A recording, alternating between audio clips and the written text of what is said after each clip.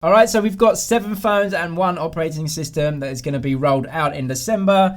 So here they are. Let's start with the Redmi K30, which is probably the most hotly anticipated phone coming in December. The Redmi CEO did say that the Redmi K30 was going to be sold in January 2020, but then the Xiaomi CEO came out himself and said, no, they will be launching it in December, but we may still see the phones being sold a bit later in January next year. The main aspect of the K30 is 5G capability, which Xiaomi and Redmi have already told us is coming in the phone. What we don't know for sure yet is what chipset they're using in the phone, although most rumors out of China do point to a MediaTek chipset, but they could also be using a Snapdragon 5G chipset too. It will feature a dual cutout hole punch display on the top right hand corner, and a lot of the rumors we've seen recently are pointing towards the possibility of Redmi switching from an OLED display like we saw in the K20 series to an LCD display. I really don't know why they'd switch to LCD over OLED. They've used OLED for so long now in their flagship phones,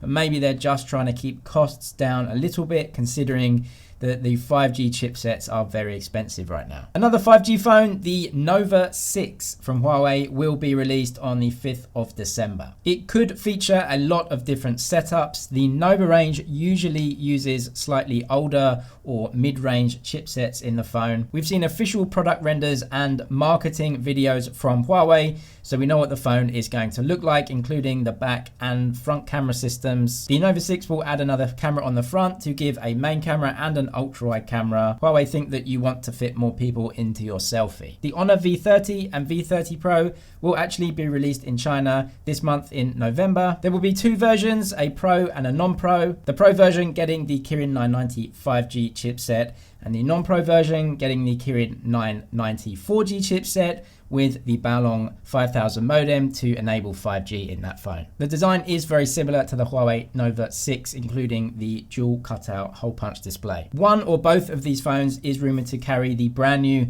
Sony IMX686 camera sensor. Oppo are adding yet another phone to the Reno range with the Reno 3, and this again will be a 5G phone. This one is all but confirmed to be using a Snapdragon 5G enabled chipset. When it comes to market, it should be called the Snapdragon 735. It's not really a mid-range chipset, it's sort of upper mid-range, although it will become mid-range when the flagship Snapdragon 865 launches next year, but for right now it's going to be a very capable chipset. Again, I do wonder where Oppo will cut back on the phone to save some costs, because 5G is expensive. The Oppo Reno 2 had a really good setup, an OLED display, that shark fin pop-up, and a decent triple camera at the back. The Oppo Reno Ace was a fantastic phone that featured that 65-watt fast charging and also a 90Hz OLED display. I do wonder if those 2 specs will or won't make their way to the Oppo Reno 3, considering that chipset is going to be so expensive.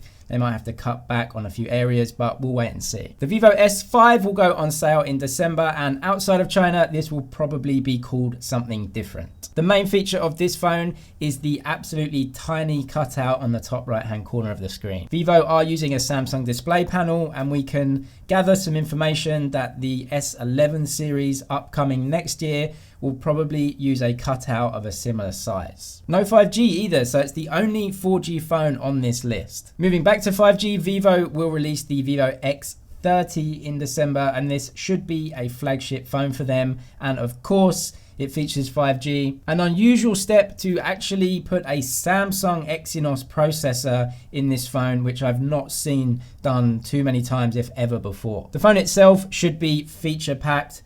90Hz OLED display. They're keeping the pop-up camera, so you do get a bezel-less display too. That is also tipped to feature the new Sony IMX686, but we'll wait and see on that one. And very good fast charging. They'll probably put the 44-watt fast charging in that one. And of course, the Xiaomi Mi Mix Alpha is actually going on sale. In December, you will be able to buy this if you live in China. I really don't know anyone that would seriously consider buying that phone other than just for a bit of tech memorabilia, because surely you can't use that phone as your normal daily device. But it will go on sale in China for about 2,000 or 3,000 RMB, which is $3,500 US. It is insanely expensive, and I can't see anyone actually using it as their main phone. Lastly, we have ColorOS 7, which is Oppo's operating system. That will be rolled out in December and early next year to Oppo phones and also to Realme phones. ColorOS 7 features a ton of design upgrades and different improvements. Oppo said that apps now load quicker, so it should be a smoother experience. They've improved RAM management and various other design improvements all over the operating system. So just one 4G phone in this list, and the rest are all 5G, meaning that 2020 is definitely going to be the year of 5G. Most phones will have it. Subscribe for all the latest tech news and unboxings. That's it for now, but I'll see you in the next one.